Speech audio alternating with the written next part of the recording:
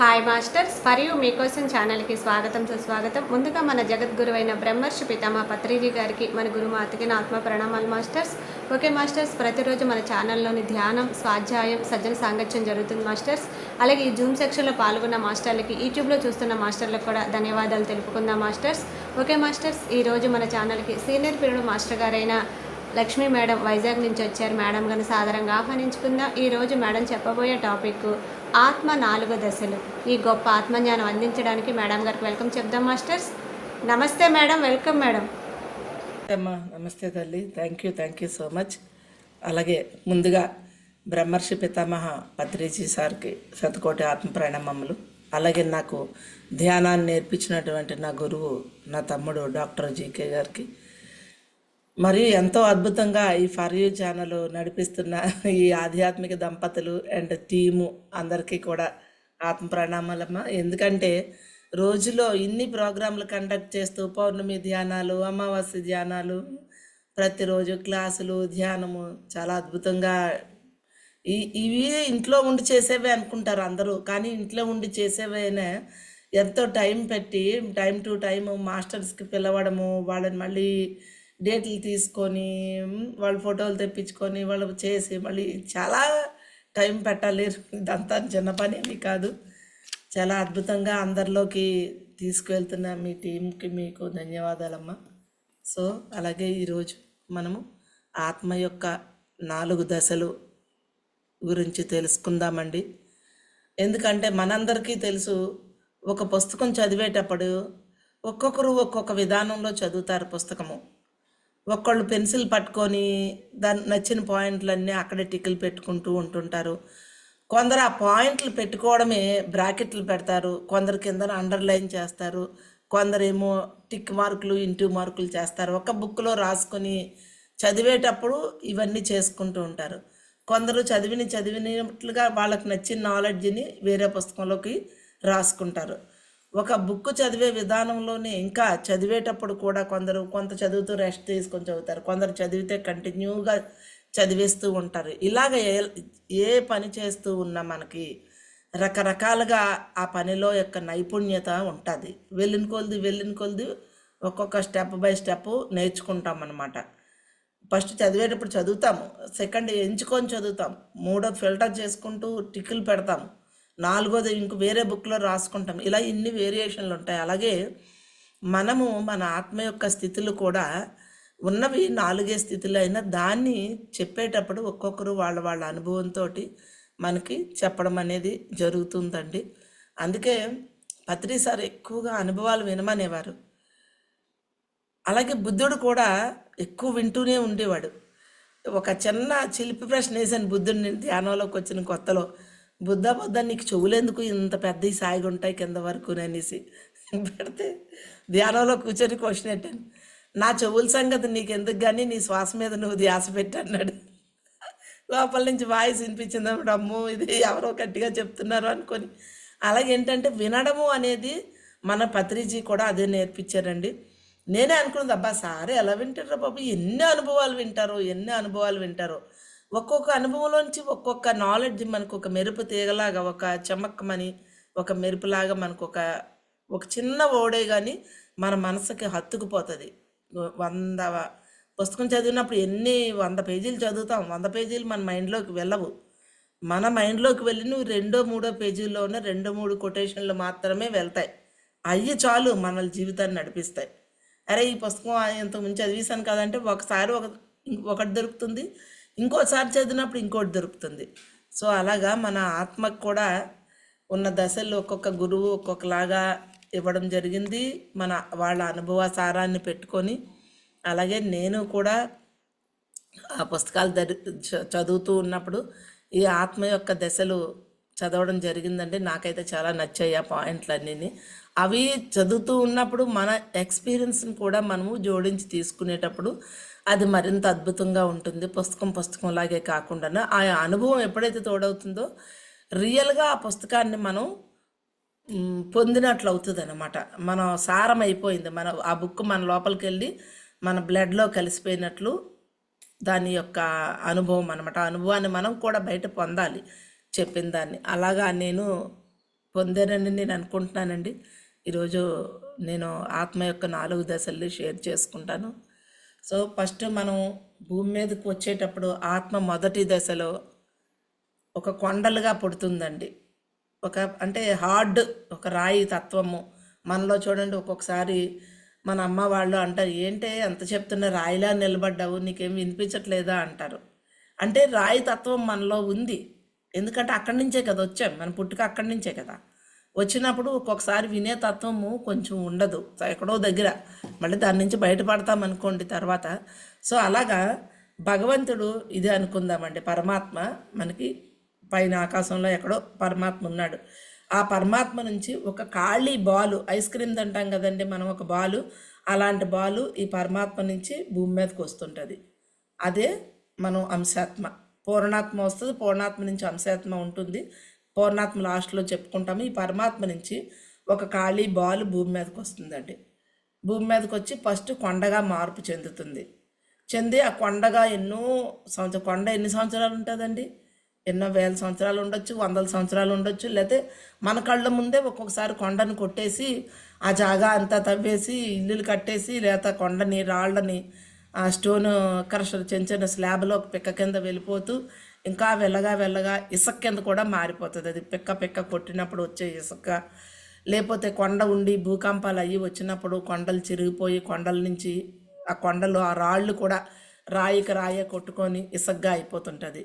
మనకు తెలుసు, నదుల్లోని సముద్రాల్లోని మనం ఇసుక చూస్తాము. ఇసుక ఎక్కడి నుంచి వస్తుందండి? ఫస్ట్ కొండగానే ఉంది ఆ ఇసుక.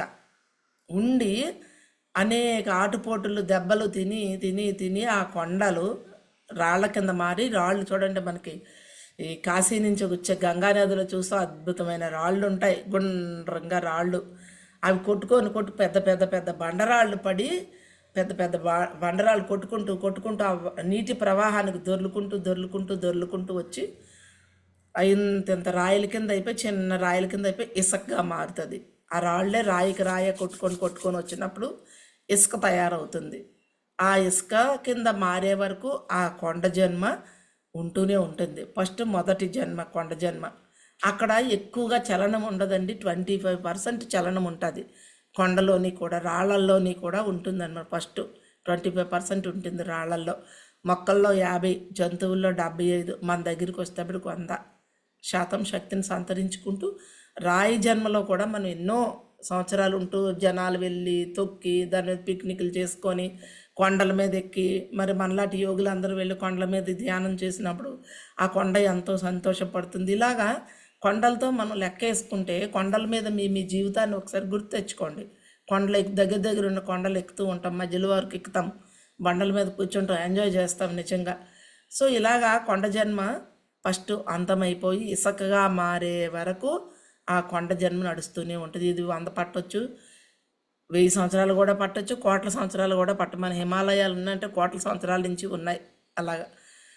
సో అలా నేను ఒకసారి చూడడం జరిగిందండి. భువనేశ్వరం వెళ్ళాము మేము. అక్కడ భువనేశ్వరం కోణార్క టెంపుల్ దగ్గర కూర్చొని మనకి ఎక్కడికి వెళ్ళినా ధ్యానం చేయడం అలవాటు కదా, అంతా తిరిగేసి చూసి దగ్గర కూర్చొని శుభ్రంగా ధ్యానం చేస్తూ ఉంటే కిందని లైన్ బై లైన్ ఏనుగు బొమ్మలు చెక్కున్నాయన్నమాట కిందనంతన. ధ్యానం అయిపోయిన తర్వాత కళ్ళు ఇప్పి అలాగా చూస్తున్నాము. అబ్బాయి అంత అందంగా ఉంది, శిల్పజంప చూస్తుంటే ఇలా కదులుతున్నాయి, చిన్నది కదలిక అనమాట. అప్పుడే ఆత్మాయణ పుస్తకం కూడా చదువుతున్నాం. అదే అన్నాను కదా, పుస్తకం చదివేటప్పుడు మనం ఎక్స్పీరియన్స్ చేస్తుంటే అది వేరు, అది అనుభవంలో తెచ్చుకుంటాం అనమాట. ఆ బుక్ని మన జీవితంలోకి అయిపోతుంది బుక్. ఇలాగ రాళ్ళు కదులుతున్నాయి. అరే ఇదేంటి, నేను కళ్ళుగానే ఏమన్నా కదులుతున్నాయో ఏంటనుకొని మళ్ళీ కళ్ళు నిలుపుకొని మళ్ళీ చూశానండి. మళ్ళీ తదేకంగా దీక్షతో చూస్తే రాళ్ళు ఇలా కదులుతున్నాయి. అప్పుడు గుర్తొచ్చింది, రాళ్ళలోని కూడా జీవశక్తి ఉంటుంది. ఎంత ఉంటుంది అంటే 25% మాత్రమే ఉంటుంది.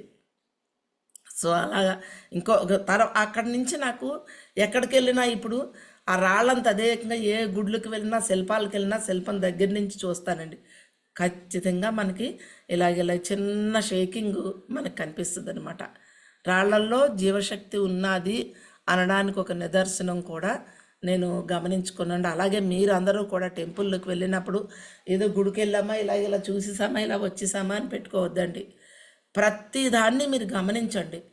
గుడిలో ఉన్న ప్రతి శిల్పాన్ని గమనించండి. ఎందుకంటే పూర్వం మన వాళ్ళందరూ ఆ రాళ్లల్లోనే శిల్పాలు చెక్కి పెట్టారు. ఇప్పుడు ఒక గుడికి వెళ్తాము, ఒక లక్ష్మీదేవి ఎలా ఉంటుంది, ఈవిడెవరు, ఈవిడ ఓ సరస్వతి, ఆవిడ చేతుల్లో వేణు ఉంది కదా అని మనం పోలిక పడతాం. ఎలా పోలిక పడతామండి? మన పూర్వకాలం మన ఋషులు దేవుళ్ళు చేసిన వాళ్ళు దేవుళ్ళని గుర్తుపట్టడానికి ఆ శిల్పాలే ఆధారం. ఈ రోజుకి అప్పటి నుంచి పుస్తకాలు లేవు కదా. రామాయణ మహాభారతాలు కానీ ఇంకేవైనా పుస్తకాల రూపంలోని ఉండివి చాలా రేరు. ఆ శిల్పాలను చూసే మన వాళ్ళు శిల్పాలు చెక్కేసి ఉంచారు. అప్పుడే స్టోరీని మొత్తం చెక్కేశారు. ఎందుకు అంటే మనం ఐడెంటిఫై చేయడానికి. కాగితాలు ఉంటాయి, చిరిగిపోతాయి, ఉండవు. అందుకనే శిల్పాల్లో చెక్కుతారండి. ఆ శిల్పాలు చూసే మనం పోలిక కూడా పడతామన్నమాట వీటిని. సో అలాగా అదే ఒక ఆ శిల్పాలు అయినప్పుడే 2 రాళ్ళు ఉన్నాయి. ఆ 2 మాట్లాడుకున్నాయంట. మాట్లాడుకుంటూ నువ్వు శిల్పం అన్నదంట, అబ్బా నేను ఎన్ని దెబ్బలు తిన్నాను అని చెప్పేసే శిల్పం అన్నదంట. ఈ శిల్పం దగ్గర గుడి మెట్ల ముందు ఒక రాయిని వేశారు. ఆ రాయి ఏమొచ్చి నువ్వేనయ్యు నీకు ఏ దెబ్బ లేదు అని శిల్పం అన్నదంట. ఆ రాయితోటి రాయి అన్నదంట, రోజంతా నన్ను తొక్కుతూనే ఉన్నారు గుళ్ళోకి వెళ్ళిన వాళ్ళు అందరూ, నువ్వేనయ్యు దెబ్బలు తిన్నావు కానీ నిన్నెప్పుడు చేతులెత్తి పూజ చేస్తున్నారని రాయి అన్నదంట. ఆ 2 మాట్లాడుకుంటాయి. ఆ గుడి ముందు ఉన్న రాయిని, గుళ్ళో ఉన్న శిల్పం 2 అనమాట. సో అలా అంటే మనము ఆ జన్మలు ఎత్తి రాయి జన్మలో నుంచి అద్భుతమైన శిల్పాలుగానే ఉండొచ్చు, రాళ్ళుగానే ఉండొచ్చు, ఏదైనా ఎనీవే ఆ రాయి మొత్తం కరిగి ఇసుకగా మారే వరకు మన జన్మ జరుగుతూనే ఉంటుందండి. రెండవది మొక్కల్లోకి వస్తాము. మొక్కల్లోకి వచ్చినప్పటికీ మనకు తెలుసు ఎన్ని రకాల మొక్కలు ఉన్నాయి. కొన్ని మొక్కల దగ్గరికి వెళ్తే వాటి గాలి కూడా పీల్చుకోమని. చింత చెట్టు ఉన్నదంటే చింత చెట్టు పగలు రాత్రులు అది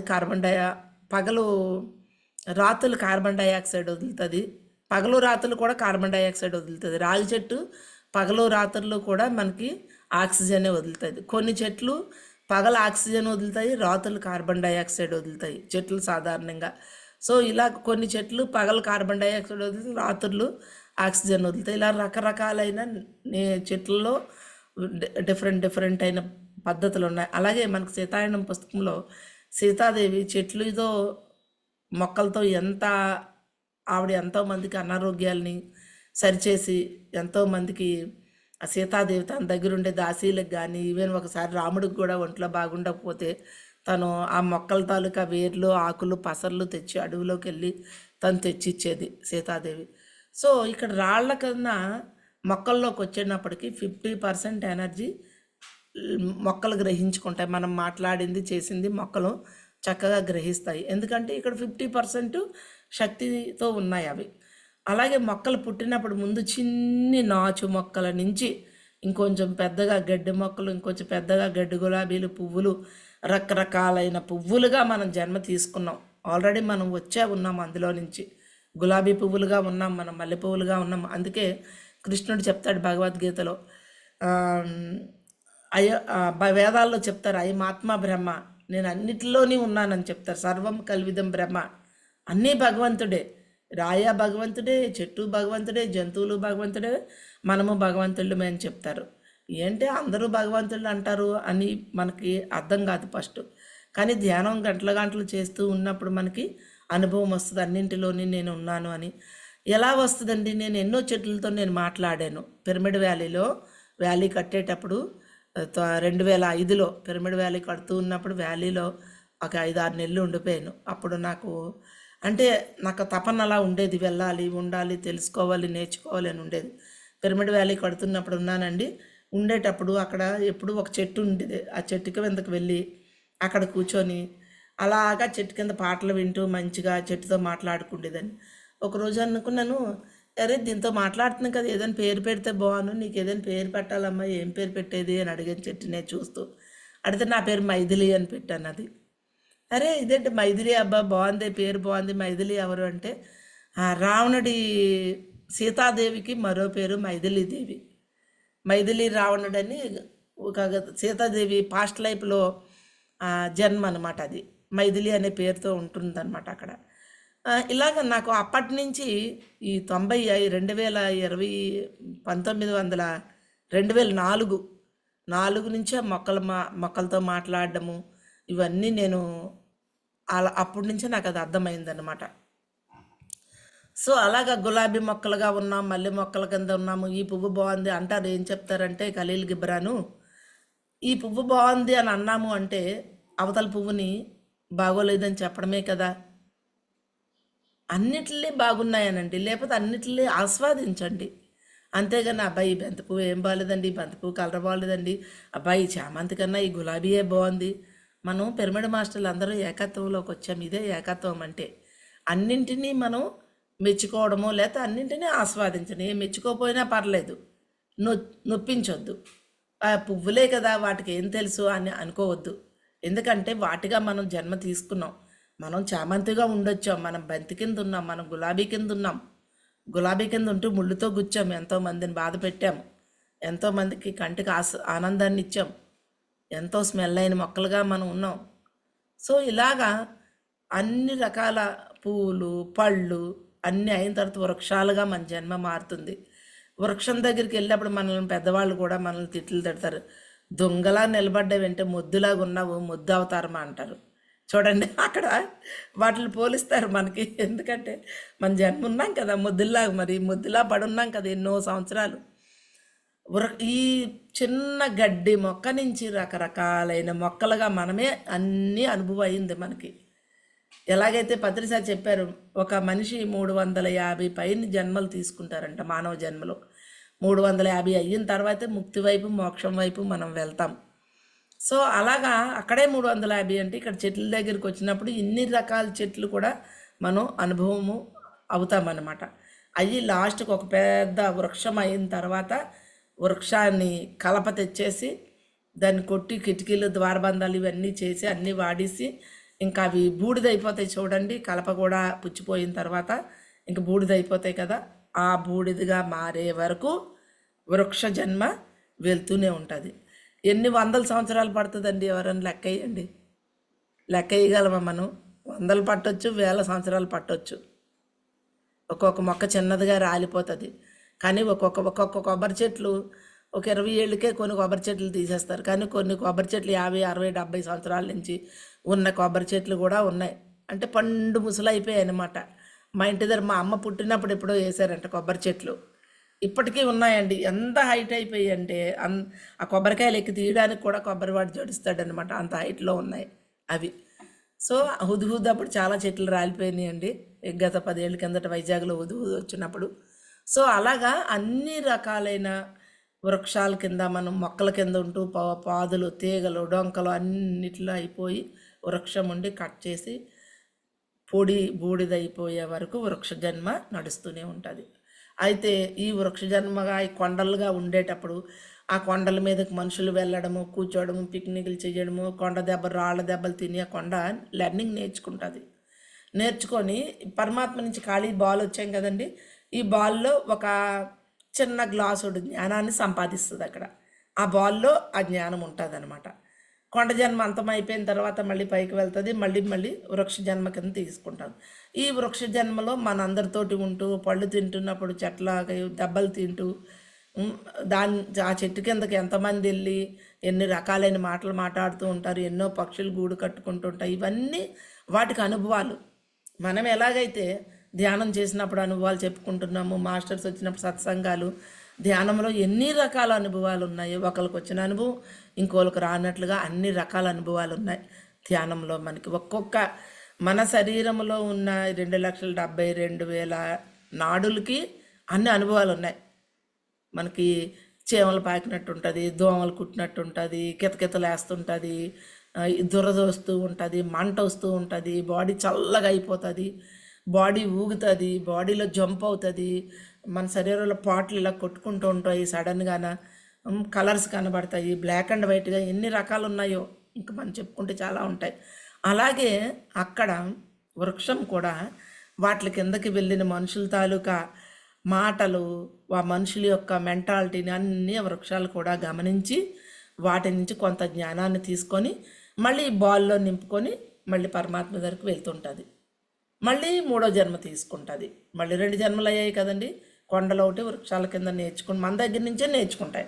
అవి భూమి మీదకి వచ్చి ఎందుకు వస్తాయి? మన లెర్నింగ్ ఎలాగైతే ఇప్పుడు మేడం చెప్పారు దశావతారాలో ఎలాగైతే భగవంతుడి జన్మ తీసుకొని వచ్చి నేర్చుకొని వెళ్తాడో ఇక్కడ కూడా ఇవి తీసుకొని, ఇది జన్మలు కాదు, ఇవి స్థితులు. ఇవి స్థితుల్లో నుంచి జన్మలు ఉంటాయి. తర్వాత ఈ రెండవ స్థితిలోని మూడవ స్థితిలోకి వచ్చినప్పటికీ కీటకాలు, జంతువులు, మన మొక్కల్లో ఉండే చిన్న కీటకాలు, పేడలో ఉండేవి, ఇంక ఇలా రకరకాల చిన్న పురుగుల నుంచి ఇంకొంచెం పెద్ద పురుగులు, కొంచెం పెద్ద పురుగులు, తర్వాత మన మనుషుల దగ్గర పురుగులుగా స్టార్ట్ అవుతుంది. ముందు అడవిలో పురుగులు, జంతువు ఇవన్నీ అయిపోతాయి. అడవిలో జంతువులు అయిపోయిన తర్వాత మనుషుల దగ్గరికి వస్తాయి. మన వంటగదిలోని బొద్దింకలు కానివ్వండి, బల్లులు కానివ్వండి, సాలిపురుగులు కానివ్వండి, ఇలా మన మనుషులతో లివింగ్ అయ్యే యానిమల్స్ కింద వచ్చినప్పటికీ చాలా జన్మలు నడుస్తాయి. అక్కడ ప్రతి జన్మ చనిపోతాయి, మళ్ళీ వస్తుంటాయి, చనిపోతాయి, మళ్ళీ వస్తుంటాయి.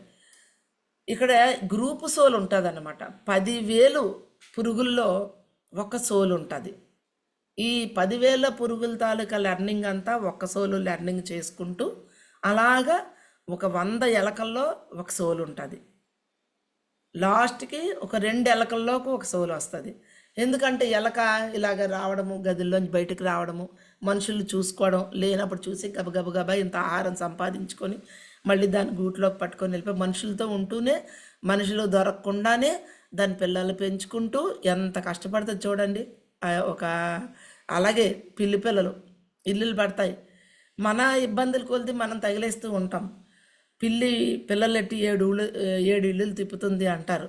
అంటే ఒకింటికి అలా దాని సేఫ్టీ అది చూసుకుంటుంటుంది, అలా తిప్పుతూ ఉంటుంది అన్నమాట. ఒక దగ్గర ఎక్కువ రోజులు ఇంక ఉండేవారు, మళ్ళీ ఇంకొక ఇంటికి వెళ్ళిపోద్ది. అలాగే జంతువులు అన్నీ కూడా ఎంత లెర్నింగ్ అండి వాటికి చేసుకుంటే లాస్ట్కి ఒక 2 పిల్లుల్లో కానీ ఒక 2 కుక్కల్లో కానీ జన్మ తీసుకుంటాయి. లాస్ట్ ఇవన్నీ 100 జన్మలు నడుస్తాయి. చిన్న పురుగు, పెద్ద పురుగు ఇలాగ అన్నీ చాటుకుంటూ ఒకసారి ఈ పురుగులు అంటప్పుడు నాకు ఒక ఎక్స్పీరియన్స్ అంటే, పురుగులు చూసి మనం చాలా అసహించుకుంటాం కదా. ఒకసారి నేను వంట వండుతుంటే బియ్యంలో తెల్ల పురుగులు వచ్చాయి. అబ్బాయి ఏంటి పురుగులు వస్తున్నాయి, పళ్ళులో వేసి ఏరాను 2, 3, మళ్ళీ మర్నాడు బియ్యం మళ్ళీ ఏరుతుంటే మళ్ళీ పురుగులు వస్తున్నాయి. ఒక గ్లాస్ పెట్టుకుని, చంపబుద్ధి అయ్యింది కదా, గ్లాస్ పెట్టుకున్న పురుగులన్నీ తీసి గ్లాసులో వేస్తున్నాను. మేము వండుకుని 2 గ్లాసుల బియ్యంలో 25 పురుగులు వచ్చాయి. నాకు ఆశ్చర్యం, అన్ని పురుగులు ఇప్పుడు పట్టవండి, 2, 3 పడతాయి అంతే. బుర్ర అప్పుడు అదే మనలో బుద్ధి అంటే అదే. మరి నా ఇంటలెక్చువల్ స్టార్ట్ అయింది, ఇదేంటి ఇన్ని పురుగులు ఎందుకు వచ్చాయి, ఇన్ని పురుగులు ఎప్పుడు రావు కదా, 2, 3 ఉండడం సహజం కానీ ఇన్ని రావు అని చెప్పేసి, ఇందులో ఏదో ఉందబ్బా అని నాకు ఎప్పుడైనా క్వశ్చన్ వస్తే వెంటనే, అందుకే ఒకనొక టైంలో పత్రి సారు ఒక పుస్తకం దించారు, సందేహాలు రావు అని. అతని పేరే సందేహాలు రావు అని పెట్టారు. రాజశేఖర్ గారు, హైదరాబాద్ రాజశేఖర్ గారు, ఆయన పేరు సందేహాలు రావు అని పెట్టారు. సందేహాలు రావు అంటే సందేహాలు ఎక్కువగా వస్తుంటాయి క్వశ్చన్లు. అలాగే నాకు ఒక పీక్ ప్రశ్నలు అండి, నాకు చిన్నప్పటి నుంచి డౌట్లు. ఈ పురుగులు వస్తుంటే ఏదో ఎందుకని డౌట్లు, ఎందుకని పురుగులు వస్తున్నాయి, పురుగులు చూస్తే అసహ్యం వేస్తుంది. అట్లా పట్టుకుంటే మెత్తగా చేతికి మెత్తగా తగులుతాయి కదా చిన్న పురుగులు, ఆ పట్టుకోవడానికి కూడా అసహ్యం పడి ఆ గ్లాసులో వేస్తున్నాను అనమాట. అప్పుడు ఎందుకు ఇలా ఇవన్నీ వచ్చాయని చెప్పేసి వెళ్ళి కళ్ళు మూసుకొని కాసేపు ధ్యానంలో కూర్చొని క్వశ్చన్ వేసుకుంటే నాకు రీల్లాగా తిరుగుతుంది. ఏంటి, మా ఇంట్లో మా పిల్లలిద్దరూ, మా హస్బెండు, నేను, పని అమ్మాయి, డాగు, ముగ్గురు. పని అమ్మాయికి, డాగ్కి, నాకు కోటా బియ్యం పెట్టుకుంటున్నాము. మనం చేస్తాం కదా కొంచెం, వాళ్ళకేమో మంచి, పిల్లలిద్దరికి మా ఆయనకి మంచిగా సన్న బియ్యం వండి పెడుతున్నాను. అయితే రియల్గా చెప్పాలంటే ఇంట్లో కష్టపడేది ఎవరు, మేము ముగ్గురమే. డాగ్ చాలా మాకు మంచిగా ఇంట్లో కాపలాకి, పని అమ్మాయి చాలా వరకు, నేను ఇంటి పని అంతా నేను. ఇంకా మా ఆయన సంపాదన చాలా తక్కువ, ఇంకా అది వేరే విషయము. డబ్బులు చాలా కష్టపడేదాన్ని. పిల్లలిద్దరూ చదువుకుంటున్నారు. ఇంత అద్భుతంగా కష్టపడి ధ్యానం చేస్తూ, మా పని అమ్మాయి నేను ధ్యానం చేసి ఇవన్నీ మమ్మల్ని మేము గమనించుకోకుండా వాళ్ళకేమో మంచి బియ్యం తెచ్చెడుతూ మాకేమో ఈ బియ్యం పెడుతున్నాను అన్నది నాకు ధ్యానంలో లైట్ వచ్చింది. ఓహో, నేను సమానత్వం అంటున్నాము, అందరినీ సమానత్వంగా చూడలేదు సరికదా. పురుగులు ఇంత అసహించుకొని నేను పట్టుకోవడానికే వాటిలో అసహ్యం పడుతూ తీస్తున్నాను. చాలామంది ఒకళ్ళు పురుగులు దంచేస్తారు, బియ్యం దంచేసి పెట్టేస్తారు. దంచితే ఏమవుతాయండి అందులో నుండి? నేను అలా దంచొద్దని చెప్తాను, ఏరమని చెప్తాను. చాలామంది విలేజ్ల్లో ఏం చేస్తారు అంటే ఏమైనా పురుగులు పడితే దంపేస్తారు. దంపేస్తే అవి చిరిగిపోతే తేలికైపోయి చెరిగేస్తారు అనమాట. అలా అనమాట. అసహించుకుంటున్నాను. ఆ అసహ్యం పోవడం ఒకటి, రెండు ఈక్వాలిటీ సమానత్వం ఏది, అందరివి కలిపి ఒకటే తినాలి అది తెలుసుకోవడానికి నాకు అన్ని పురుగులు ఉన్నాయని ఆ రోజు అర్థమయ్యి, అమ్మో ఇంక నేను ఈ రోజు నుంచి నేను అందరికీ కలిపి ఒకటే రైస్ పెడతాను అని చెప్పేసి అనుకున్నానండి. అదే బియ్యం క్యాన్తో ఉన్నాయి. మర్నాడు చూసి దానికి 2-3 పురుగులకు వస్తే ఇంక మూడో రోజుకి పురుగే లేదు. ఫస్ట్ రోజు రెండో రోజు 25 పురుగులు గ్లాసులో పోసాను తీసి. వచ్చినవి ఎప్పుడైతే నేను ఎనాలిసిస్ చేసుకొని ఎన్లైటైన్మెంట్ అయ్యానో ఆ పురుగులు పోయి. అదే బియ్యం మళ్ళీ విచిత్రంగా చూడండి. మనము అనుకుంటాం ఏంటి ఇలాగొచ్చింది చీచీచి అని అనుకుంటాం, కానీ ఎందుకు కొంచెం ఒక క్షణము, అందుకే అంటారు జ్ఞానం అనంతం బ్రహ్మ. ప్రతి క్షణము మనం జ్ఞానం తీసుకునే రోజు మొత్తం మీద మనకి జ్ఞానం దొరుకుతూనే ఉంటుంది. మనం తీసుకోము. ప్రత్యక్ష జ్ఞానము పరోక్ష జ్ఞానము అంటాము. ప్రత్యక్షంగానే మనకు ఎదురవుతూ ఉంటారు. ఒకే రకమైన వ్యక్తులు 4-5 సార్లు ఎదురొచ్చారనుకోండి, రోజు మనం ఎక్కడికో వెళ్తాము. వెళ్తున్నప్పుడు ఒకే మనిషి ఎదురొచ్చాడంటే ఖచ్చితంగా చెక్ చేసుకోవాలి.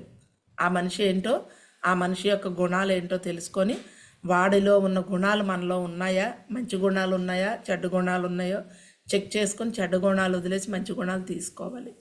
ఒకే కళ వస్తూ ఉంటే, కళలో మన మేనత్తో చిన్నాన్నలో వస్తూ ఉంటే, ఒకే కారు, ఒకే రంగు కారు ఎదురవుతూ ఉన్నా, ఇలాగా ప్రతి వస్తువుతోటి ప్రత్యక్షంగా జ్ఞానం అన్నమాట.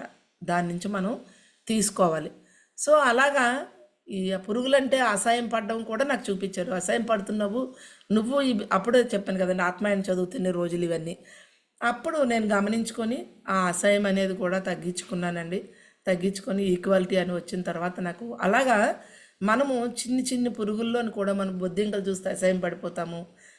పాకిరితేనే భయపడిపోతాం, అక్కడ ఉండకుండా పారిపోతారు. కొంత బల్లులు చూస్తే కొంతమంది పారిపోతారు. ఇవన్నిటిలోని మనము ఉన్నాము, మనము పుట్టాము, ఇదన్నీ మనలాంటి జన్మే అని మనొక్క క్షణము మనం వెనక్కి తిరిగి ఆలోచిస్తే కొంత మనకి భయము తగ్గుతుంది. అలాగని వాటిని పట్టించుకొని ఏమీ చెప్పము. కాకపోతే ఆ పట్టుకొని తొడ్డానికి కూడా అసహాయం పడుతూ ఉంటారు, భయపడుతూ ఉంటారు. ఈ రెండు ఉంటాయి. ఆ రెండింటిలో మనం ఉన్నాము అన్నది మనం ఎప్పుడైతే ఆలోచన చేసుకుని, మన ఆలోచనలే మనకి శ్రీరామ రక్ష. ఎప్పుడైతే మనం వాటిని ఆశ్రయించుకోకుండా, భయపడకుండా, మనం అరే నేను ఎందుకు భయపడాలి, నేను అలాగే ఉన్నాను కదా అని ఎప్పుడైతే ఆలోచన, నెమ్మదిగా మన భయాలు అసహ్యాలు తగ్గుతాయండి మనకి. సో అలాగా జంతువుల్లో నుంచి చిన్న జంతువులన్నీ, కీటకాల నుంచి, జంతువుల నుంచి, కుందేళ్ళు, అడవిలో సింహాలు, ఏనుగులు, ఇవన్నీ మనం ఎత్తాము. మనం అవన్నీ అయ్యే ఉన్నాం. అయ్యి అక్కడికి మనం లాస్ట్కి 2 కుక్కల్లో 2 పిల్లల్లో ఉంటే, కుక్కలు 2 మన దగ్గర ఉంటూ, ఒక కుక్క వీధిలో ఉంటుంది, ఒక కుక్క మన ఇంట్లో ఉంటుంది. వీధిలో ఉన్న కుక్కకి స్వేచ్ఛ ఉంటుంది, కానీ దానికి ప్రతి క్షణము భయం. తిండి కోసం ఎదుర్కోవాలి, దానికి శత్రువులు ఎవరో వస్తారేమో చూసుకోవాలి, దాని పిల్లల రక్షణ చూసుకోవాలి. ఆ కుక్కగా ఉంటూ ఎన్నో నేర్చుకుంటుంది. అలాగే ఇంట్లో ఉన్న కుక్క లెర్నింగ్ వేరు.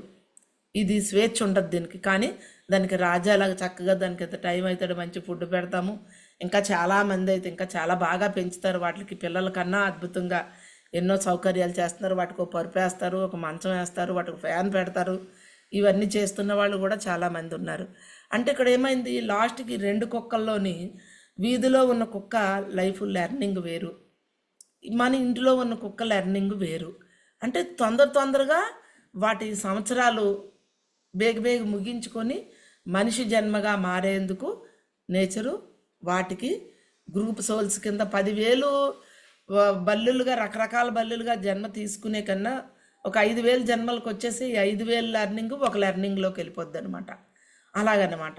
ఒక 100 ఎలకల్లో ఒక సోల్ ఉంటుంది. 100 ఎలకలు డిఫరెంట్ ఎక్స్పీరియన్స్ ఉంటాయి. కొన్ని ఎలకలు మొక్కల్లో ఉంటాయి, కొన్ని ఎలకలు ఇలా రకరకాలుగా ఉండి, అవన్నీ 100 ఒక జన్మలో 100 రకాలు నేర్చేసుకుంటాయి. లెర్నింగ్ నేర్చేసుకొని లాస్ట్కి 2 పిల్లులు 2 కుక్కల్లో ఆవు దూడలు మన దగ్గరికి వచ్చి, కుక్క మన దగ్గర ఉంటూ చూడండి, కుక్క పిల్ల మన దగ్గర ఉందంటే ఎన్ని నేర్చుకుంటుందో. మన నుంచి అది నేర్చుకుంటుంది, మనలా ప్రేమతత్వం నేర్చుకుంటుంది. మనం దాని గురించి మన కుక్క పేరు పెట్టుకొని మనం మాట్లాడామనుకోండి, అబ్బా మా కుక్క చాలా మంచిదండి మా బన్నీ అంటే అప్పటికి అవి మన ఒళ్ళోకి ఎక్కేస్తాయి. ఎక్కేసి మనం బన్నీ అనే దాని పేరు వినగానే అవి ఆనందంతో మనకి ఇలా రాసేసుకొని మళ్ళీ ఒళ్ళో నివ్వెరేస్తాయి. మేము ఈ ఇది చదువుతూ ఉన్నప్పుడు కూడా మేము కుక్కను పెంచేవాళ్ళమండి. ఒక బన్నీ అని కుక్క ఉండేది. అది ఇలాగ మేము మా బన్నీ చాలా మంచిదండి అని చెప్పేటప్పటికి మా ఒళ్ళోకి వచ్చి ఎక్కి దాని ఆనందాన్ని తెలుపుతూ ఉండేది. అలాగే లాస్ట్కి 2 కుక్కల్లో ఉంటుందని చెప్పాను కదండి. మా బాబు కుక్క చాలా బాగా పెంచేవాళ్ళం మేము. 2, 3 కుక్కలు ఉండేవి లేండి. ఈ కుక్కతో మాకు బాగా నేను లెర్నింగ్ నేర్చుకున్నాను బాగా దీంతోటి. మా బాబు ఒకసారి అరకు వెళ్ళాడు, మా పెద్ద బాబు. వెళ్తూ అరకులోని ఒక కుక్క వాడి వెనకాతలి వాడి దగ్గర నిలబడింది, బస్సుకు నిలబడితే. వీడు గమనిస్తున్నాడు. బొర్రా కేవ్స్కి వెళ్తున్నాడు. వెళ్తేప్పటికే అక్కడికి తెల్లవారే వెళ్ళాడు. ఏమీ బస్సులు అవి వెళ్ళలేదు. సరే నడుద్దాము, దారిలో ఏదైనా వెహికల్ వస్తే ఆటోలో జీపులో తిరుగుతూ ఉంటాయి, వెళ్దామని చెప్పేసి నడుస్తూ ఉన్నాడు. నడుస్తూ ఉంటే ఆ కుక్క వీడినే అనుకరించిందంట. 1 కిలోమీటర్ వరకు నడిచాడు. ఈ లోపల జీప్ వచ్చింది. వచ్చేటప్పటికి ఆ జీప్ ఎక్కి వెళ్ళిపోయాడు. వెళ్ళిపోతే ఆ జీప్ వెనకాతలే కొంచెం దూరం పరిగెట్టింది. పరిగెట్టి ఇంక లాస్ట్కి పరిగెట్టడానికి దానికి ఇంకా సాలక అలా నిలబడిపోయి రోడ్డు మీద అలాగా జీపునే చూస్తుందంట. మా బాబు ఇదంతా చూస్తున్నాడు. ఇంటికి వచ్చి చెప్పాడు, అమ్మ కుక్క అది నేను కొత్త కదమ్మా, అరకెళ్ళాను కదా నేను నిన్న. వెళ్తే బొర్రాకేవికి వెళ్తాడు, నాతోటి వెంటబడే వచ్చిందమ్మా కుక్క, నన్నే చూస్తుంది, నన్ను వదలలేదు. పోనీ అలాగని నేను దానికి ఏమీ ఫుడ్ కూడా ఏమి పెట్టలేదు అని చెప్పేసి అన్నాడు. అప్పుడు నాకు అర్థమైంది. చెప్పాను కదండి, లాస్ట్ 2 కుక్కల్లో ఒక సోల్ ఉంటుంది. మా ఇంట్లో ఉన్న ఈ కుక్కకి రిలేటెడ్ సోలే అది అని అప్పుడు నాకు నిర్ధారణ అయింది. ఎందుకంటే ఒక అంతలా కుక్క ఏదో పక్కకు వచ్చి నిలబడడం, ఏదో బిస్కెట్లు వేస్తే ఉండడం అనేది సహజము. కానీ అది అనుకరించుకొని కిలోమీటర్ వరకు వాడి తోడుగా వెళ్ళింది. వాడికి వెళ్ళి అక్కడ ఇంక చూసి ఇంక పరిగెట్టలేక వదిలేసింది. ఇలాంటి మనం గమనించుకుంటే ఇదే సూక్ష్మ జ్ఞానం అంటాం. సూక్ష్మంలో మోక్షము, ఇంతే. సో అలాగ నేను గ్రహించుకున్నానండి. అలాగా లాస్ట్కి జంతువుల జన్మ అక్కడితో ముగుస్తుంది. కుక్కలు మన దగ్గరుండి, పిల్లలు మన దగ్గరుండి, మన దగ్గర అన్నీ నేర్చుకుంటాయి. పెంచేవి మన మాటలు, మన ప్రేమ, మన కోపము, ఇవన్నీ కూడా మన దగ్గర నుంచి నేర్చుకున్న తర్వాత మనిషిగా జన్మ తీసుకుంటుంది. అందుకే మానవ జన్మ ఎంతో అత్యుత్తమైనది. ఎన్నో కోట్ల జన్మల్లో మానవ జన్మకి ఈరోజు మనం వచ్చామంటే ఎంతో అద్భుతంగా, ఏమీ కాకుండా ఎంతోమంది లేడీస్ కానీ, జెంట్స్ కానీ, పిల్లలు కానీ కోపం రాగానే టుపుక్కుమని ఎంత అద్భుతమైన ఈ మానవ జన్మని చంపేసుకుంటారు, వెళ్ళిపోయి చచ్చిపోతారు ఏదో చేసుకొని. అంత ఈజీగా ఈ జన్మ దొరుకుతుంది. ఈ మానవ జన్మ రావడానికి ఇన్ని జన్మలు ఎత్తుకొని, అది ఇక్కడ మానవ జన్మ తీసుకున్న తర్వాత జన్మ తొలి దశలో మనము ఫస్ట్ తెలివి ఉండదు ఎక్కువగా. అంటే కుంభకర్ణుడు, రావణాసురుడు, ఇక్కడ విభీషణుడు, ఆంజనేయుడు, రాముడు, ఈ 5 స్టేట్లు మనం మనిషి జన్మలోకి వచ్చాక ఒక్కొక్క నేర్చుకుంటూ వెళ్తాం. ఫస్ట్ కుంభకర్ణుడి జన్మలో జీవిస్తాము, తినడము, పడుకోవడము. ఏదైనా పని చెప్తే వాడు పని ఉంది ఇలా యుద్ధం చేయాలంటే లెగిస్తాడు, యుద్ధం చేసేస్తాడు, మళ్ళీ పడుకుంటాడు, మళ్ళీ తింటాడు, పడుకుంటాడు. ఇదే కుంభకర్ణుడి పని. అలాగే ఫస్ట్ మానవ జన్మ తొలి జన్మలో ఉండేటప్పుడు వాడికి ఇంకా బుద్ధి ఉండదు. తల్లిదండ్రులు చూడండి, శరీరం ఎదుగుతుంది కానీ మనస్సు ఎదగదు. అలాగే పిల్లలు కూడా కనేస్తూ ఉంటారు చాలామంది. ఎక్కువగా తెలివితేటలు ఉండవు. వాళ్ళని ఫస్ట్ శైశవాత్మలో అంటారు. ఆత్మ తొలి దశల్లో ఎక్కువగా ఎవరైనా ఏమైనా చెప్తే చేసేయడము, వాళ్ళు పెట్టిన తినేయడము, ఇంకా అంతే. వాళ్ళ బుద్ధి ఎక్కువగా ఉండదు అనమాట. చెప్పాలంటే లైక్ కూలోళ్ళు కూడా ఈ దశలోకే వస్తారు, వర్క్ చేసేవాళ్ళు. నెమ్మదినం ఫస్ట్ చూడండి, మనం పనులు పెట్టుకుంటే ఆ పనులే ఒకళ్ళు చెప్పినట్టు చేసిపోతారు, కొందరు చెప్పింది చెయ్యరు. కొంచెం వాళ్ళ మనసు యాడ్ చేస్తుంటారు, వాళ్ళ మనసుతో కొన్ని పనులు చేస్తారు. అవి మంచి అవ్వచ్చు, చెడు కూడా జరుగుతాయి. కానీ అక్కడ వాళ్ళని వాళ్ళు డెవలప్ చేసుకోవడం అన్నమాట. పెడుతూ కొందరు డెవలప్ అవ్వరు. మనం ఏ పని చెప్తే ఇలాగే చెయ్యంటే ఇలాగే చేసేస్తారు, అంతే తప్ప ఆ పక్కనుండి కొంచెం ఇది పక్కనుండి ఇలా తుడిస్తే బాగుంటుంది కదా అన్న బుర్ర కూడా పెట్టరు అనమాట. అంటే ఆత్మ తొలి దశల్లో అలాగే ఉంటారు వాళ్ళు. అలాగా ఒక 60-70 జన్మలు ఎత్తాక అప్పుడు కొంత ఒక్కొక్క జన్మలో కొంత నేర్చుకుంటూ, ఏ పని అయితే ఆ పనిని నేర్చుకుంటూ ఆత్మ 2వ దశలోకి అడుగు పెడుతుంది. అది రావణాసురుడు. కోరికలు అనే మనస్సు అప్పుడు స్టార్ట్ అవుతుంది. ఇంతవరకు శరీరపరంగానే ఉంటారు వాళ్ళు. శరీరం పరంగా మనస్సు బుద్ధి అనేది ఏమి ఉపయోగించరు అనమాట. తర్వాత కొంత కొంత కొంత ఊపి మనస్సు స్టేట్లోకి రావణాసురుడు కోరికలు, అది కావాలి, నాకు ఇది కావాలి, మంచి వస్తువులు కొనుక్కోవాలి, మంచి ఇల్లు కొనుక్కోవాలి, ఒక ఎమ్మెల్యే కింద ఉండాలి, ఎంపీ కింద ఉండాలి, ఇలాంటివన్నీ మొదలవుతాయి. మనస్సు కదా రజోగుణము, రావణాసురుడు కోరికలకి పుట్ట కదండి. రావణాసురుడు ఎన్నున్నా, ఎంతమంది లేడీస్ ఉన్నా వాడికి సంతృప్తి లేదు, ఎన్ని భవనాలు ఉన్నా వాడికి సంతృప్తి లేదు, ఎన్ని విమానాలు ఉన్నా సంతృప్తి లేదు, ఎప్పుడూ అందరివి తీసుకొస్తూనే ఉండేవాడు. సో అలాగా కోరికలు ఉంటాయన్నమాట. అందుకే మన ఇంట్లో వాళ్ళు ఒక అమ్మాయి బుద్ధిమంతురాలుగా ఉంటే ఏమీ అడగదు. ఒక ఇంకొక అమ్మాయి మాత్రం నాకు అది కావాలి, ఇది కావాలి, అలాంటి బట్టలు కావాలి, ఇలాంటి బట్టలు కావాలి, ఇలాంటివన్నీ మన పిల్లలే. మనకున్న ఇద్దరు పిల్లలే, ఒకళ్ళేమో రావణాసుడు కోరికల్లో ఉంటూ ఒకళ్ళు విభీషణుడు కోరికల్లో ఉంటారు, మంచి పనులు చేయడంలో ఉంటారు ఒకళ్ళు, లేదా ఒకళ్ళు తిని పడుకుంటారు, ఒకళ్ళు సాయం చేస్తూ ఉంటారు. మనకి ఏంట్రా నీకు అక్కకి ఎంత పోలికుంది, తమ్ముడు చూడు నీలాగా చదువు అని అంటాం, మన పోలికలు పడతాం. ఎందుకు అంటే వాళ్ళు జన్మల్లో ఒక 60 జన్మలు ఎత్తి ఈ 65వ జన్మలోకి వచ్చిన వాళ్ళు మనస్సు ఉంటుంది. ఇంకా 60 జన్మల లోపల ఉన్న వాళ్ళకి మనస్సు ఉండదు. వాళ్ళు చెప్పిందల్లా చేసేస్తుంటారు. వాళ్ళు బుద్ధిమంతులు అనుకుంటాం కానీ మనం కాదు. వాళ్ళ మైండ్ మెచ్యూరిటీ అనేది ఏ మనిషికైనా మెచ్యూరిటీ లెవెల్ పెరుగుతూ ఉండాలి. జన్మకి జన్మకి జన్మకి గ్రోత్ పెరుగుతుంది కూడా, అలాగే పెరుగుతుంటుంది కూడా.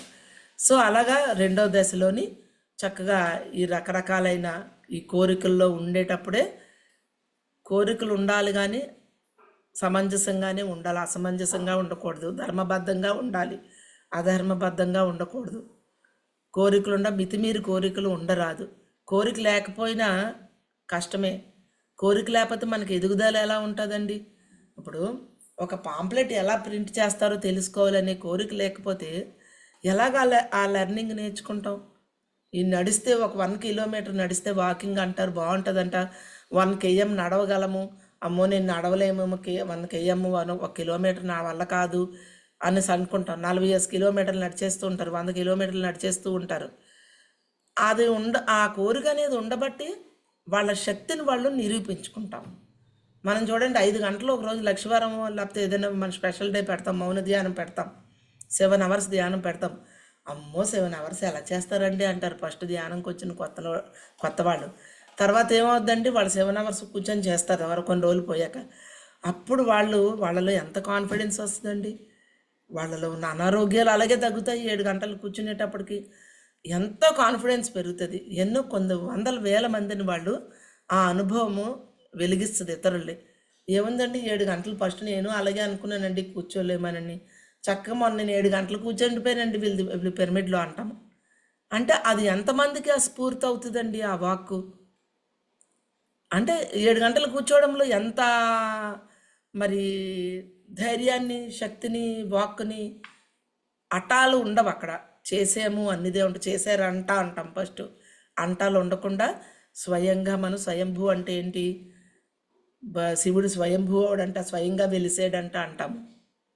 ఎవరు స్వయంభూవుడు అంటే మనమే స్వయంభూవుడు. స్వయంగా మనము ఆత్మజ్ఞానాన్ని మన ధ్యాన శక్తితో మనం ధ్యానం చేసి చక్కగా మన 3వ కన్ను ఓపెన్ చేసుకొని యాస్ట్రల్ ట్రావెల్స్ చేసో ఈ విషయాలన్నీ తెలుసుకునే వాళ్ళే స్వయంభూవులు.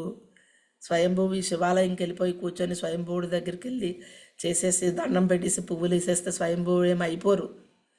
మనం స్వయంగా లెర్నింగ్ నేర్చుకునే వాళ్ళే స్వయంభూవుళ్ళు.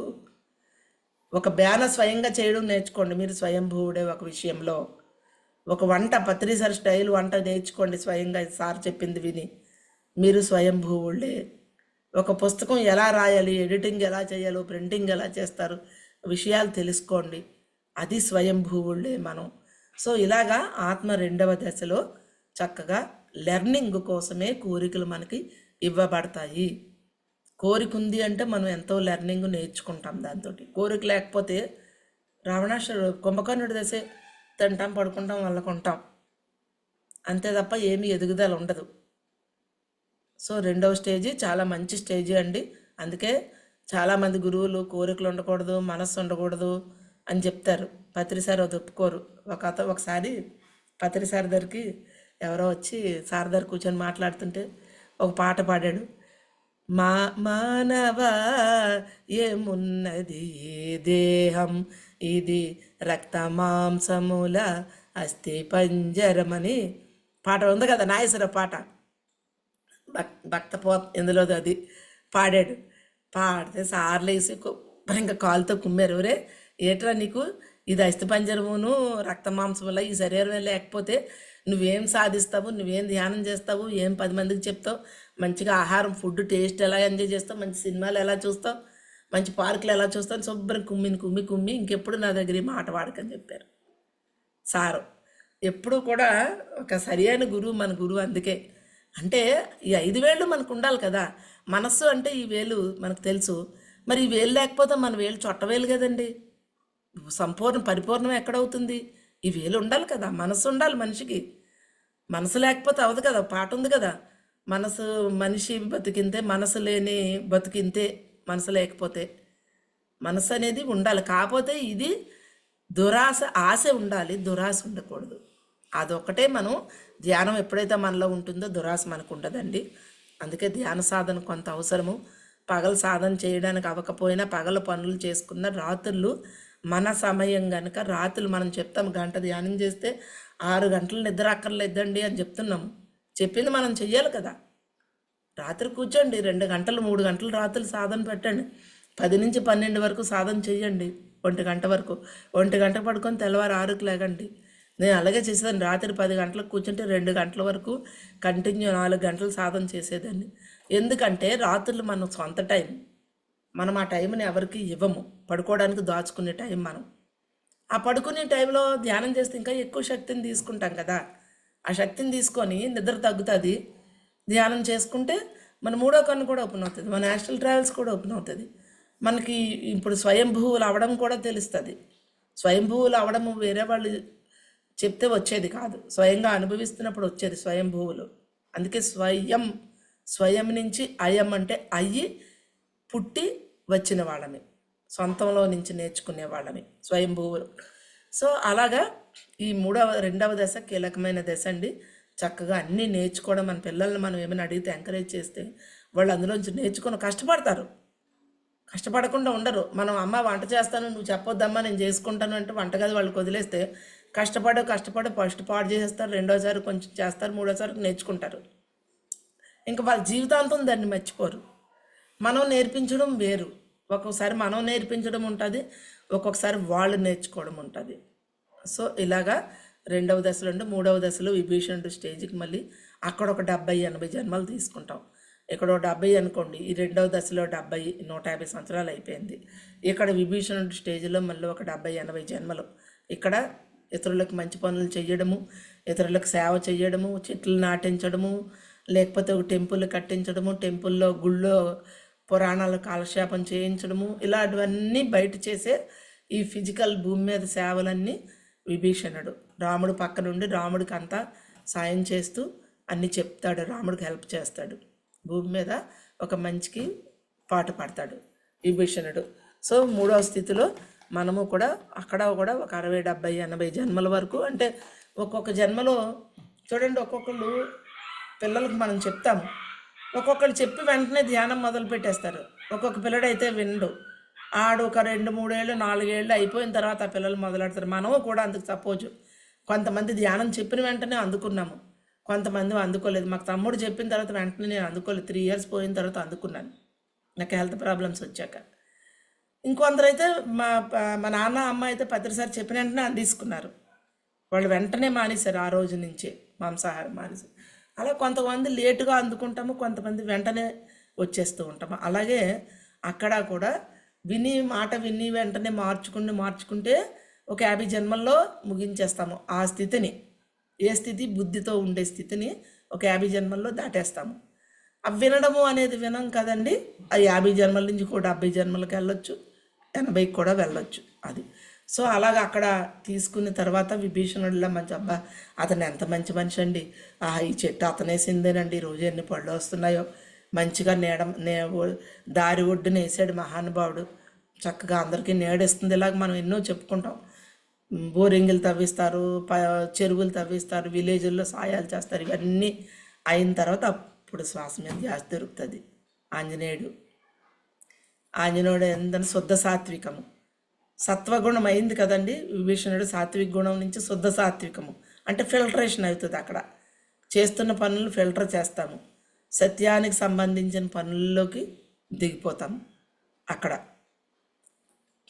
ధ్యానం పట్టుకొని శ్వాస మీద ధ్యాస హనుమంతుడిలాగా వాయుపుత్రులమవుతూ ఈ చేస్తున్న కర్మల్లో మంచి కర్మలు చెడు కర్మలు లేకుండా సత్య కర్మల్లోకి, సత్యానికి కర్మే ఉండదు, సత్యం తాలూకా పనులు చేసుకుంటూ వెళ్ళిపోతాం అనమాట. చాలామంది క్లాసుల్లో చెప్పినప్పుడు మంచి కర్మ ఉండదు చెడ్డ కర్మ ఉండదు అంటే, అమ్మో మంచి కర్మలు లేకపోతే ఎలాగా, మాకు డబ్బు రాకపోతే ఎలాగా, మేము ఇల్లు కట్టుకోకపోతే ఎలాగా అని ఆలోచిస్తారు. మంచి కర్మలు అంటే ఇవన్నీ మంచి కర్మల్లోకి వెళ్తాయి. యాక్చువల్గా ఏమీ ఆశించకుండా ధ్యానం చేస్తే అన్నీ వస్తాయి మన దగ్గరికి. కర్మలు పెట్టక్కర్లేదు, కర్మలు తీయక్కర్లేదు, ఏమీ అక్కర్లేదు. స్వచ్ఛంగా మనం ఉన్నప్పుడు ఏ ఆలోచన కర్మ గురించి దేని గురించి ఆలోచించకుండా ధ్యానం చేస్తూ పోతే అన్నీ వస్తాయి.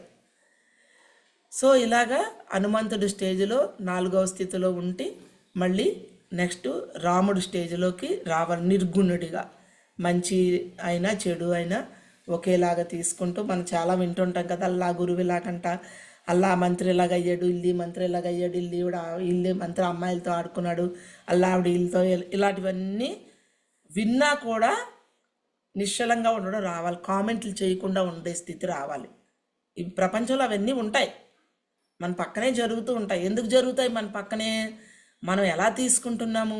మన టెస్టింగ్ కోసం మన పక్కన జరుగుతాయి. గుర్తుపెట్టుకోండి. అరే ఏంటంటే బాబు నా పక్కనే ఇలా జరిగింది, ఎందుకని అని వర్రీ అయిపోతుంటారు. మీ పక్కన ఎందుకు జరిగాయి అంటే మీరు నిశ్చలంగా ఉండగలుగుతున్నారా, లేకపోతే విషయాలతో అల్లల్లాడిపోతున్నారా, విషయంలో మురిపోయి డిటాచ్మెంట్లో ఉన్నామా? ఇందుకోసం కూడా మనకు దగ్గరలో జరుగుతూ ఉంటాయి సంఘటనలు ఎందుకు జరుగుతున్నాయో మనకు తెలియదు, కార్యకారణ సంబంధాలు తెలియకుండా ఏం చేస్తామంటే వాటి గురించి అల్లల్లాడిపోయి ఆలోచించేసి కర్మను డబల్ చేసుకుంటూ ఉంటాం. ఎంత ఆలోచిస్తూ ఉంటుంటే అంత కర్మలు పెరిగిపోతూ ఉంటాయి. జరిగింది సంఘటన, ఇలా జరిగింది, ఓకే, భూమి మీద అనేక జరుగుతాయి, ఓకే, ఇది ఒక సంఘటన అనుకునేటప్పుడు ఏ గొడవ ఉండదు. ఇది జరిగిందా, దీని నుంచి నేను ఏదో లెర్నింగ్ నేర్చుకోవాలి, ఏముంది దీని నుంచి అని తీసుకునేటప్పుడు అక్కడ ఒక లెర్నింగ్ దొరుకుతుంది.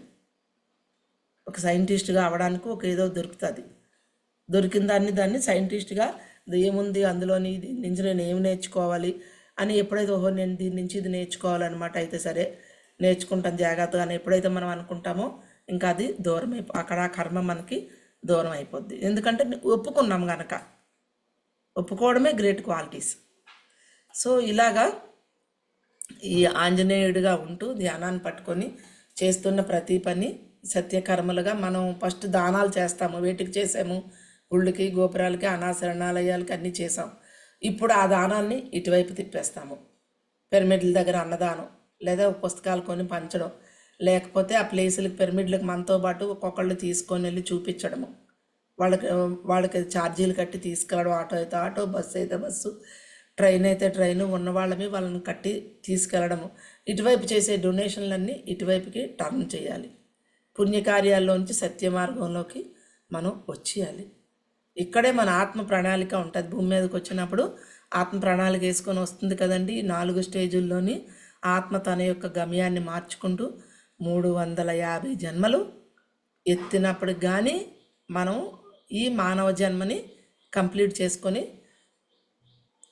దేవజన్మ అనుకోండి, 5వ జన్మ దేవుళ్ళుగా మారే స్టేజ్లోకి ఇక్కడే వెళ్తాం. ఇక్కడ ఉన్నప్పుడే మారాలి. ఈ మానవ జన్మగా ఉండేటప్పుడే భగవంతుడిగా మనం అందరినీ ఈక్వల్గా చూస్తూ, ప్రేమతత్వంతో చూస్తూ, ఈ అసహ్యాలు, భయాలు ఇవన్నీ తగ్గించుకుంటూ, ఆత్మ యొక్క పుట్టుక చావుల గురించి తెలుసుకుంటూ, భగవంతుడి గురించి తెలుసుకుంటూ, ఇవన్నీ ఈ ఆంజనేయుడిగా ఉండేటప్పుడు తెలుసుకునేదాన్ని ఎప్పుడు ఆచరణలో పెడతామో రాముడిగా, నిర్గుణుడిగా మారాలి. అన్నిటిలో ఉంటాం కానీ ఉండము. భీష్మ సిద్ధాంతం అదే. భీష్ముడి కర్మ సిద్ధాంతం ఈ భూమి సత్యమే అంటాడు, కానీ భూమి అసత్యం. ప్రజెంట్ సత్యమే కదా, ఈ మొక్కలు కనబడుతున్నాయి, ఇల్లులు కనబడుతున్నాయి, ఇవన్నీ ఉన్నాయి, ప్రజెంట్ సత్యమే. కానీ ఇది ఎంతవరకు? ఒక 50 సంవత్సరాలు పోతే ఇది ఉండదు. 10 ఏళ్ళు పోతేప్పటికే మనకి భూమి ఉండట్లేదు, ఆ ప్లేస్ మారిపోతుంది పూర్తిగా. అది సత్యమా? 10 సంవత్సరాల కిందట ఇది సత్యమా అంటే 10 సంవత్సరాల కిందట సత్యమే. ఇప్పుడు అక్కడ ఏమీ లేదు, అక్కడ వేరే రూపు మారిపోయింది, అది అసత్యం. భీష్మ సిద్ధాంతం అంతా ఇదే ఉంటుంది. అంతా ఉంది, అంతా నాకు తెలుసు అంటాడు, కానీ నాకేమీ తెలియదు అంటాడు మళ్ళీ కృష్ణుడు. సో ఇలాగా మనము కూడా 350 పైన జన్మలు ఈ 4 స్థితుల్లో నుంచి ఎత్తుకొని ఈ చెప్పాను కదండి, ఈ ఖాళీ బాల్ ఉంది కదా, ఈ బాల్లో ఒక్కొక్క జన్మలో కొంత కొంత కొంత ఈ తమోగుణిగా ఉన్నప్పుడు కొంత నేర్చుకుంటాం, గ్లాసుడు వాటర్ వేసుకుంటాం ఇంకా ఆ బాల్లోని. మళ్ళీ రజోగుణిగా ఉండేటప్పుడు ఆ బాల్ ఇంకొంచెం నిండుతుంది. సత్వగుణంలోకి ఉంటాడు ఇంకొంచెం బాల్ నిండుతుంది. ఇంకా ఇలాగే శుద్ధ సాత్వికము రాముడిగా వచ్చినప్పటికీ బాల్ ఫిల్ అయిపోద్ది. మన ఐస్ క్రీమ్ బాల్ నిండా ఐస్ క్రీమ్ తెచ్చుకున్నట్లే మనం ఫుల్గా తెచ్చుకొని అప్పుడు మనం ఏమయ్యామండి, పూర్ణమయ్యాము. అప్పుడు మనల్ని పూర్ణాత్మ అంటారు. ఎందుకంటే ఈ అనుభవాలతోటి మంచి చెడుల్ని స్వీకరిస్తూ వాటిని వదులుచుకుంటూ లాస్ట్కి ఏమంటారంటే నియమనిష్టలు లేనియా పరమాత్మ నీవైతిగావటమ్మా. మా నాన్నమ్మ సాధువు అండి. మా నాన్నమ్మ సాధువుగా ఉండేటప్పుడు 50 సంవత్సరాల కిందట ఒక గురువు వచ్చాడు మా ఇంటికి. సాధువు అతను. సాధువులు సత్సంగాలు కదా, మాకు మా చిన్నప్పటి నుంచే మాకు సత్సంగం ఉండేది ఇంట్లోని. నేను పుట్టినప్పటికీ మా నాన్నమ్మ ఇంకా అప్పటికి మా తాతయ్య ఉన్నారు. నేను పుట్టిన 1 ఇయర్కే మా తాతయ్య చనిపోయారు. నాన్నమ్మ అప్పుడు మా తాతయ్య చనిపోయినప్పుడు సాధువుల్లో కలిసిపోయింది ఆవిడ. అంటే ఇంట్లోనే ఉండేది. సాధువు బట్టలు వేసుకుని ఒక రూమ్లో ఆవిడ ధ్యానం చేసుకోవడం, తపస్సు చేసుకోవడం, శాకాహారము, రైస్ కూడా తినలేదు ఆవిడ బ్రతికినాన్ని రోజులు. 25 సంవత్సరాలు ఆవిడ బ్రతికిందని 25 సంవత్సరాలు రైస్ తినలే. ఓన్లీ పూరి, ఇడ్లీ, దోశ అలా 3 పూటలు అదే ఉప్మా అలాగే గడిపింది. అప్పుడు మా మామగారికి ఒక సాధువు వచ్చాడు, ఒక పాట ఇచ్చాడు, చిన్నది 2 చరణాలు పాడి వినిపిస్తానండి.